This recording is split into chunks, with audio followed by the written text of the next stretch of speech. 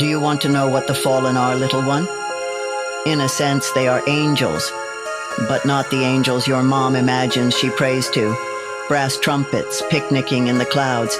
In their true essence, they are great swirling engines of wing and blood, fiery eyes that peer around the corners between worlds. Dark, radiant things conjured from fresh battlefields. A Frankenstein's Valkyrie, forever crashing to Midgard. What grief demands their hate, what vast cannibal hunger. Welcome to the Fallen Cycle Mythos podcast. This is a universe full of secrets, waiting for those brave or foolhardy enough to seek them out. Cycle 1. Tales from When I Had a Face was written and produced by James Curcio, with editing by Brian Johnson.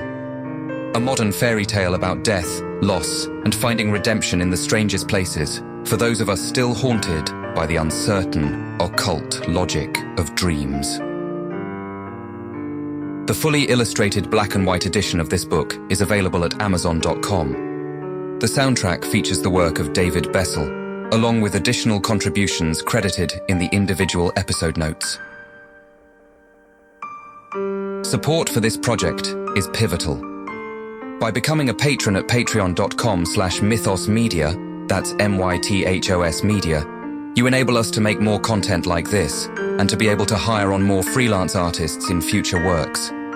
Discover more about the transmedia mythpunk Fallen Cycle universe at fallencycle.com. This podcast contains adult themes and may induce psychosis. And now, this week's episode. Season 3, Episode 2. Spring returns in the midst of winter. This is where my brief life truly began. My foot connecting with Blue's head. It's a little like landing in an airplane. First, the desolation of the sky gives way. An abstract mosaic of colors coheres in an instant into a world you can inhabit. Trees, car, street. Here I was. We were in the final championship match, and she was face down in front of me, struggling to get back to her feet. Everyone else was clapping and howling, but I was silently staring down at her. Blue hair clung to her sweaty face. Her lips puffed out a bit already. She was dazed but conscious, and I could see determination in her eyes. But there was nothing for it. I had already won. Years of training. You don't want to remember it from the mat. I reached down in what must have seemed like a gesture of goodwill. Did this electric thrill come from winning, which I'd never much cared about, much to my father's disdain? Or was this something else? Then our hands touched. I lived momentarily inside the sweaty hole between our interlaced fingers. If you can imagine the quiet benevolence of the world after it has been burned to cinder, you have found our true home. And that little space between our wet palms was it. Inside that was a kernel of a greater gentleness, as if we might lay our heads down on a pillow made of ash after immolating everything around us. We would be shadows of soot, like lovers at Pompeii, or the silhouettes that cling to the wall when nuclear fire has scoured a city of all life. Whatever happened afterward was incidental, everything silent the day after, and every day to follow. But the crowd was closing in now, and I was supposed to take my victory lap or whatever the hell it is you do after winning a championship match. She smiled.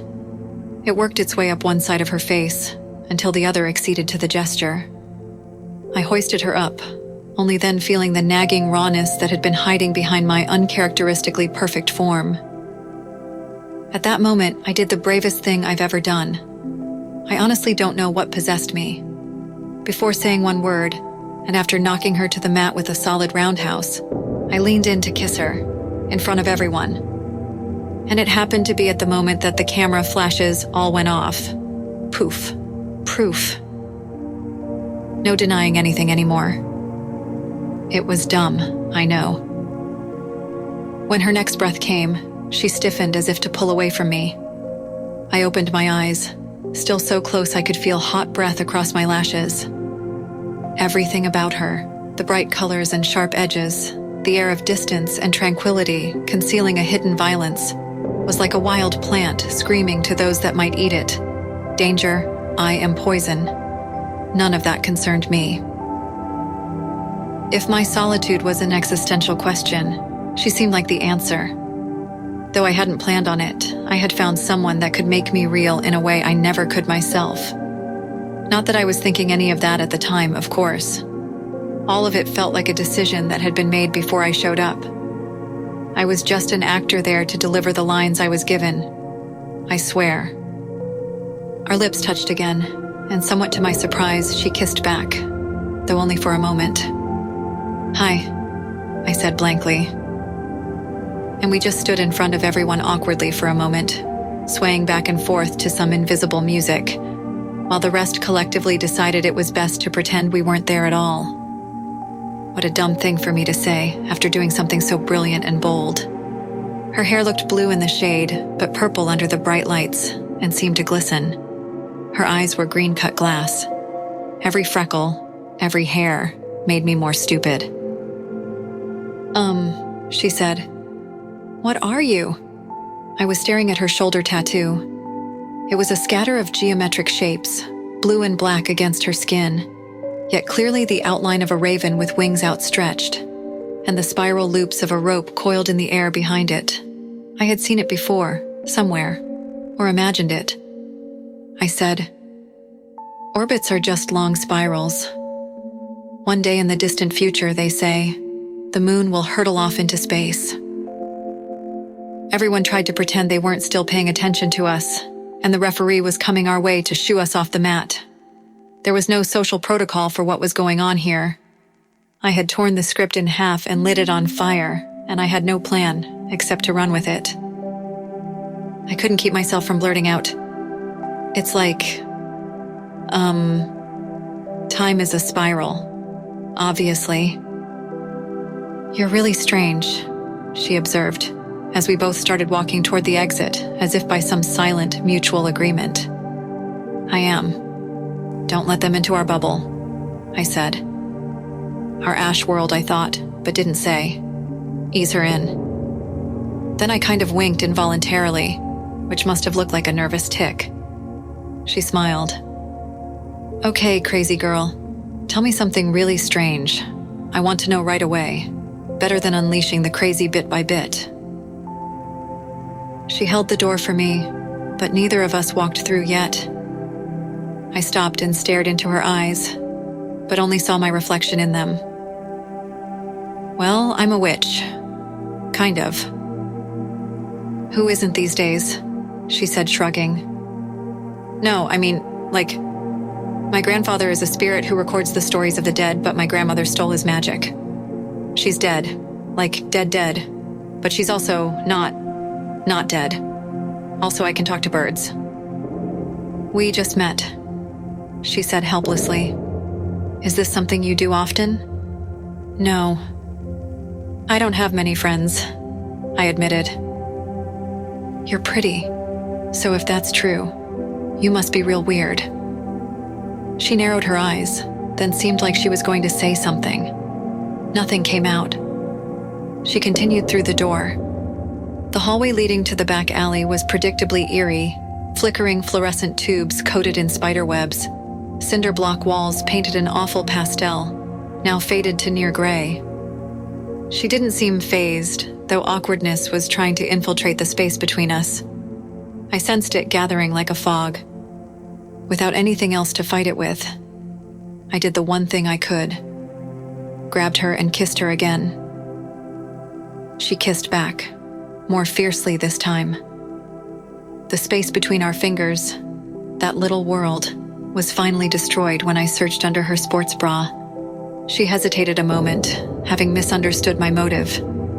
I was reaching for her heart, and the beacon it sent with every thrum. There is a deep interconnection between all living things. By the time my fingers found her gentle vibration, alive, alive, alive, I was completely under her power. Then she seemed to understand, and seemed to relent, to droop a little like a plant that's grown heavy with sudden rain. This was crazy. Without planning for it, without knowing what I was doing, I had jumped off a cliff, hoping the stranger standing next to me was carrying a parachute. She would be fully within her rights to freak out, tell me she doesn't like girls, to never speak to me again. I felt that if she rejected me, I might die right there. Blue, I said, for the first time using my silly name for her aloud. I mean, it's obvious. She has blue hair. Very creative. But here's the thing. I am 100% positive that her hair isn't dyed that color. And how is that even possible? What I said was, I know this is weird. I'm weird. But I'm serious. She smiled, showing something of the viciousness I had sensed in the sharp glint of her teeth, and held my head to her beating heart. I decided then and there that she was mine, and I was hers. And that's all there was to it. That's how I fell for Blue. Hard and fast and out of nowhere. But that was all for the night. We parted, and I went home. Oh yeah, she gave me her number. My classmates had all but forgotten I was a witch. I was a good student, otherwise invisible. But I didn't lurk in closets, didn't pander to expectations. Gran taught me that much, even if she taught me nothing of this world. Still, I wasn't impervious. It was like a layer of makeup that, to other people, defined my face. To me, it was a protective amulet. Makeup? No. It was a mask. And like all good Oyun, I knew masks are meant to protect us from the black magic of rumor, because masks can be taken off. As it happened, this single, absurd leap would change everything. It severed any final bond I had with this world. My father's world was so fragile, it never recovered. I was his only child, and he had always felt that I was cursed by his dead trophy wife's insistence that I be named after her crazy mother who lived in the attic all those years. Instead of an honorable daughter, I'd given him a shameful word to carry around in his head. No true name, to be sure, but it worked a form of magic all the same. Queer. He would never be able to live with that. It would slide like a blade into his remaining hopes and bleed them of any vitality they had left until the sword of his disappointment was buried to the hilt. At the same time, it was a badge of honor for me. He shuffled away, his face dark and inscrutable. He was powerless. His story would never again be entangled with my own. I had started a new one. The logistics for this were, of course, something of a work in progress. She left a note for me, taped to the mirror in the bathroom down the hall from my Lit 201 class. This must have been a couple weeks after we met. It said, "Close your eyes." I closed them, without hesitation, and there was a creak behind me. I thought, this could be anyone. One of the girls going to mock and humiliate you. One of the boys going to do worse. But I recognized the feel of her hands somehow, cool and smooth, and smiled. "Well, aren't you trusting?" She laughed. I looked into her eyes reflected in the mirror. She stood a good half a head taller than me. The soft curve of my black and pink hair bumped against her chin. The thin lines of her shoulder blades, her long slender legs, her constant edginess. She was built like a hunting cat, a lanky cheetah or something, while I was some kind of decorative pet like a Pomeranian. But together we shared the potential for something ominous and extraordinary. I knew it in my bones. As I gazed into our eyes in the mirror, I felt Gran's voice vibrating in the dark spaces between all the moments in my life. Felt them all beginning to converge, here, now. But then it passed away. "What?" she asked. "Nothing." I shook my head, changing the topic. "Where do you want to go?" Neither of us had a strong opinion on the matter, so after fooling around a while in the back of her car, we wound up at a roadside diner just outside the city. We were getting glares, as patrons caught us holding hands or looking at one another in such a way. The truth is, I was trying to recapture what I'd felt when we first met. The naked, immutable truth of our being. I knew it was still there, but it was currently subdued under layers of expectation. You mention your Gran a lot, she said suddenly. She was important to you? Yeah, she raised me, basically. Your mother wasn't around? She was. In the background, she died of cancer, freshman year, shortly after Gran. Now it's just me and my dad, and well, you saw him at the match, right? You'd think he was from North Korea, the way he acts. He's not. I laughed. No. He's from San Diego. I think his parents were from Busan or something, but he's, very strict. Doesn't condone anything about me, but I think he's finally given up trying. Our food arrived, but she kept asking me questions. Eventually, she came back around to it. I could tell something was nagging her. Tell me more about your Gran. I imagine most people would tell cute anecdotes. Instead, I told her my grandmother had lived in the woods for many years. And in another sense, an eternity in the land of the dead. That she came to live with us and teach me how to be like her. She'd sacrificed everything to keep her story alive, and now it was mine to bear as well. I told her of the summer tree and the house of bones. The corners of Blue's mouth quivered, like she was sucking on a lemon, like she might vomit. Instead, she started coughing. We had to order her tea with honey. I really freaked you out, huh? I asked when she could breathe again. I don't know, she said, her voice a little scratchy. Your name felt like something familiar to me, but I thought that was, lovey stuff. But you were named after her? And the name, it seemed, use your words. She stared into her cup, transfixed, and then she jumped, splashing hot water across the napkin. I'm a foundling, she continued hesitantly as she wiped the table with a napkin. They found me in the woods. It's like a cliche, and yet it also almost never happens. People generally come from somewhere. I don't remember what happened before. Like nothing. No parents, no family, no past so far as any records are concerned. So they think it was some sort of dissociative fugue.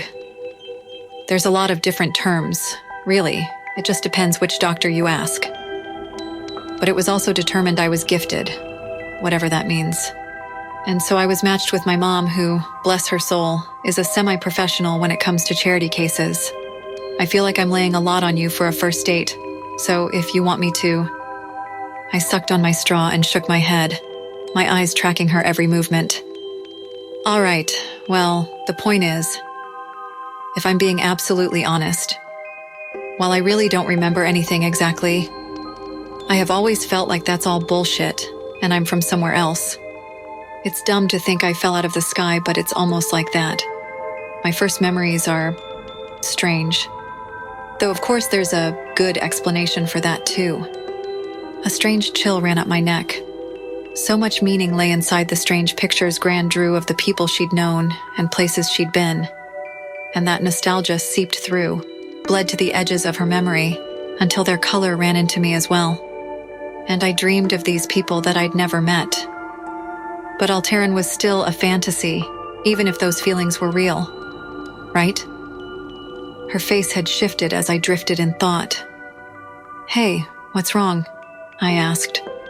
Nothing. She stood up, looking sick to her stomach.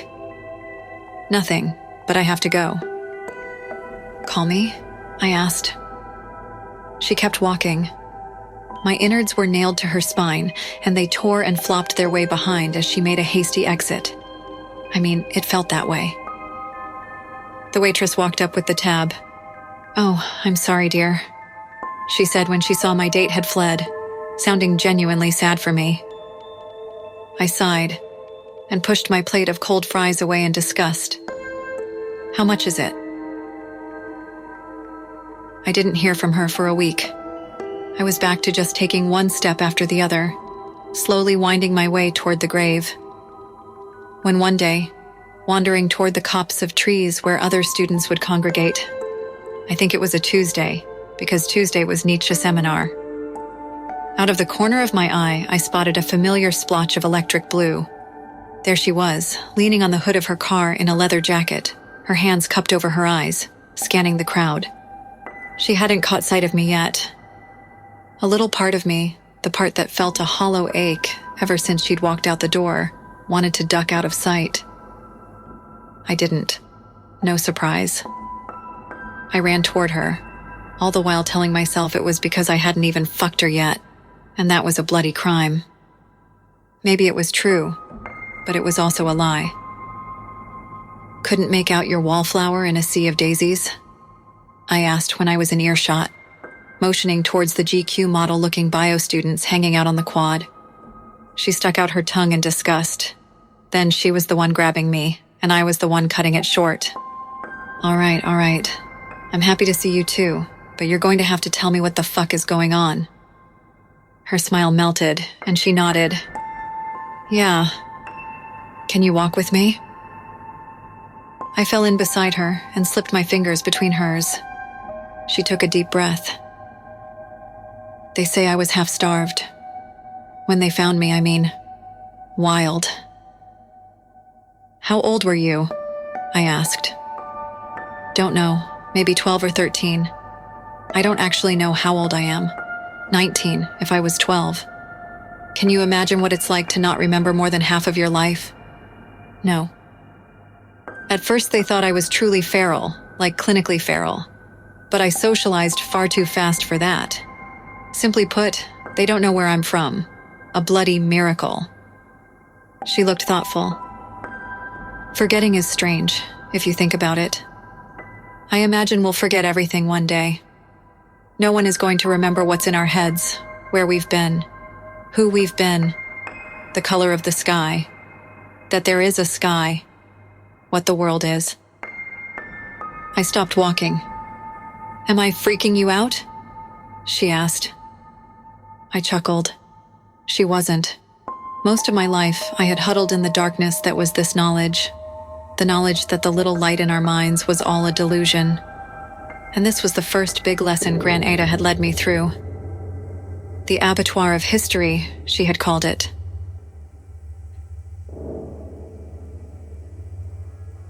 Little Ayta, there's a difference between life and the meaning that leaches out of it. Our stories outlive us, though they are but fractured make-believe. Fairy tales and lies. They're still all that's real. This, flesh, blood, bone, only meat for the birds. A puppet is a puppet, whether dancing on the strings of malevolent hopes or fleeing some delectable fear. But watch you hear the nature of our great self-deception. We know this, and yet still crawl forward, dragged by fingernails if need be. We know this, granddaughter, but go about pretending it is not so, for why else would we continue if we knew in advance what our efforts in this life would amount to? Watch these puppets of bone, flesh, and blood press onward as if fate can yield anything other than a litany of chaos, never stopping until the day it ceases its divine play for no good reason. And we'd surely resent that too if there was a djinn who could grant such a wish that this fever dream has served some higher purpose beyond marking the pages in the arcane ledger of a hooded hermit. I say this in all earnestness. The Oyon knows most of all that spirits carry deceit in their very nature. There is naught about them that is true, for theirs are the first lies through which we learned to master the world. Blue was scrutinizing my face. Hey, witch girl, where did you go just then? She asked. I'm sorry. I heard Gran speaking, like she was right here with us. That happens, sometimes. Memories that shouldn't be. She tells me, like someone whispering the answers to you when you're taking a test. Blue's fingers quivered, then the tremor spread to her lips, before she managed to wipe it away with a forced smile. I couldn't tell what hid behind it. Maybe it wasn't only weird dreams, she said. What wasn't? I could tell she wanted to speak, but something in her wouldn't, or couldn't. I tried to give her an opening with my question, but she wouldn't take it. We sat in silence. "So why did you leave me like that at the diner?" I asked, instead. I had spent all week wandering like I was in a fog. I couldn't even tie my shoes right. I couldn't think of anything else. I didn't say that, along with all the other things I didn't say. Later, I would have to find a million stupid ways to test whether she really loved me, looking for some slip-up, some proof that she had somehow planned to trick me all along, even though I was the one that kissed her so boldly.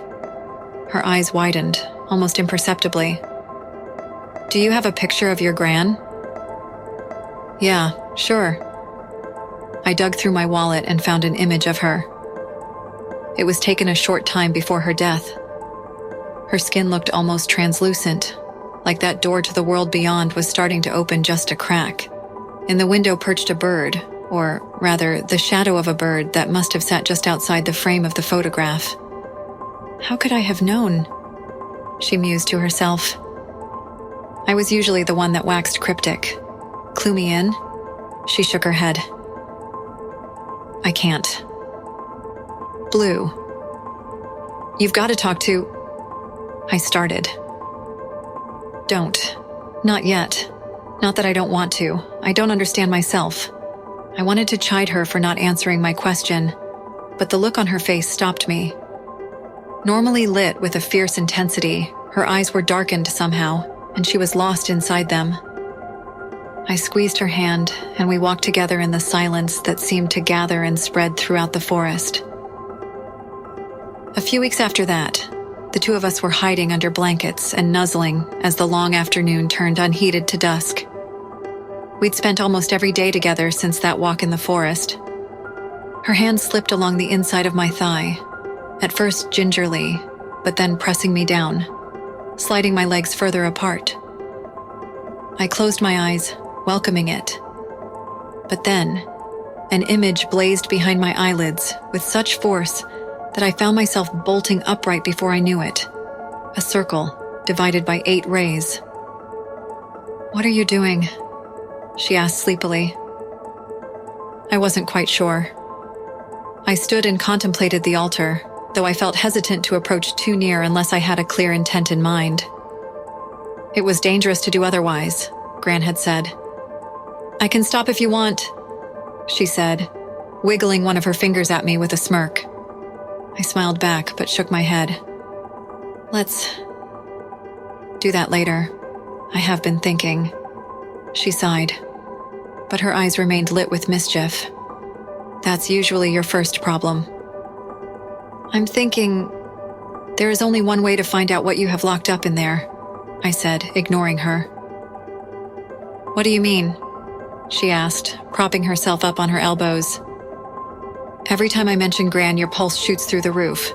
You fall silent." "But we never bothered to consult the bones," I said. She flopped on her back and stared at the ceiling. "You know I don't like when you talk like that." I couldn't tell if she was putting me on or not. "Let me try," I said, taking another step toward the altar, trying to listen for what I was meant to do with this glyph I'd been shown. "All right, fine," she conceded. "Do your witchy stuff." I tasted ash on my tongue, chalky and bitter, and dipped my fingers into the bowl once again.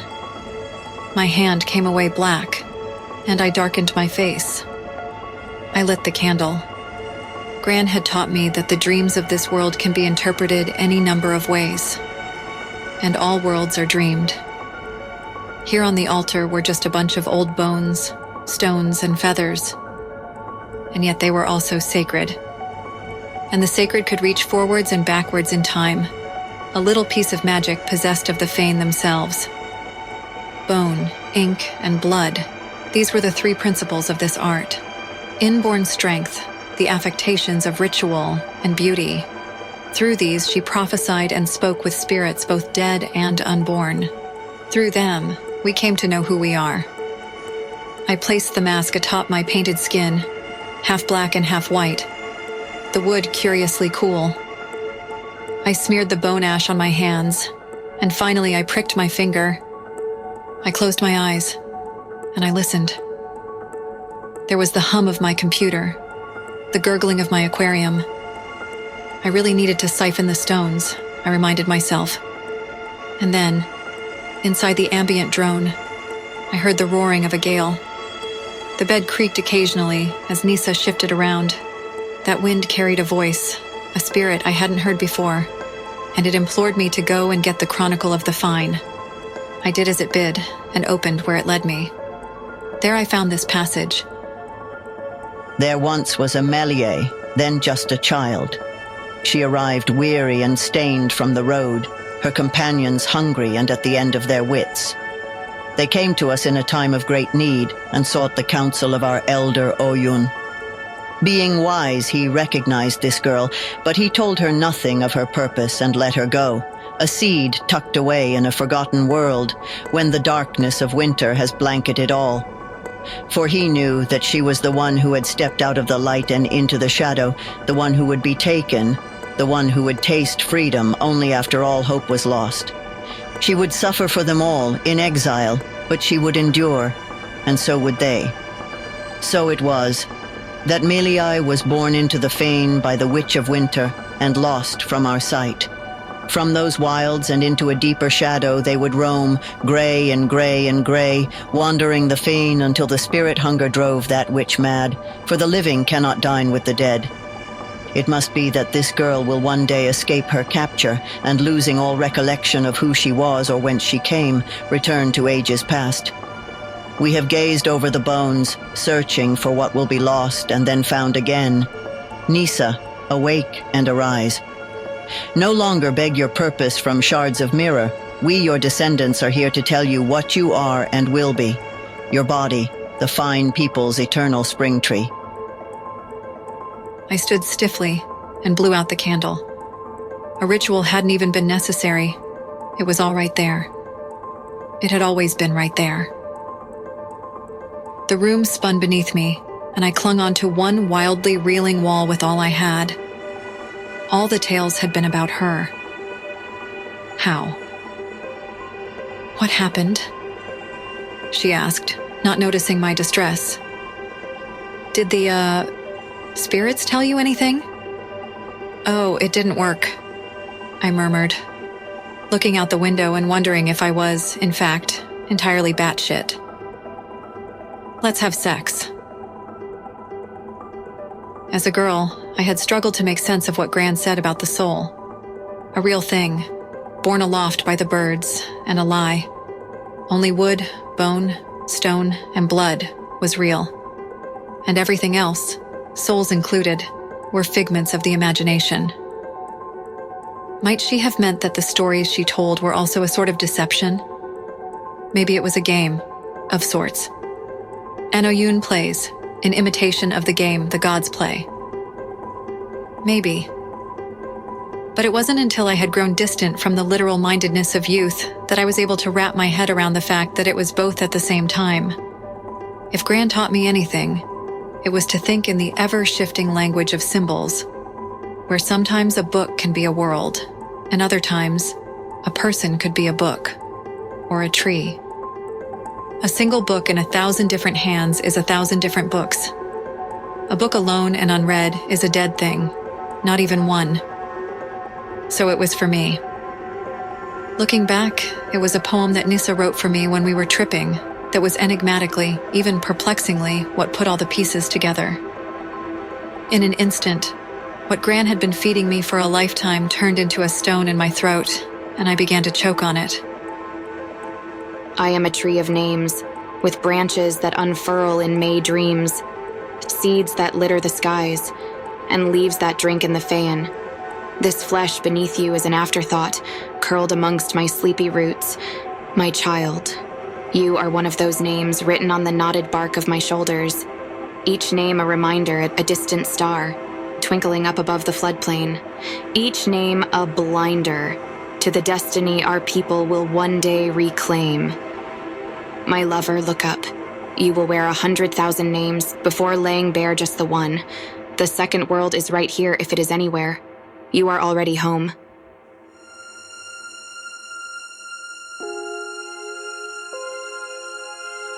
That's all for this week's episode. Stay up to date with upcoming episodes by subscribing at fallencycle.podbean.com or wherever you prefer to listen to your podcasts. Check out the work of the contributing musicians. Those links and additional information is available in the text provided along with this episode. This audio edition was produced by James Kershaw, along with text-to-speech synthesis. A statement on the use of LLMs is available on our website for those curious about how we do and don't use these technologies. This podcast is Creative Commons 3.0, Attribution, Share and Share alike, non-commercial use.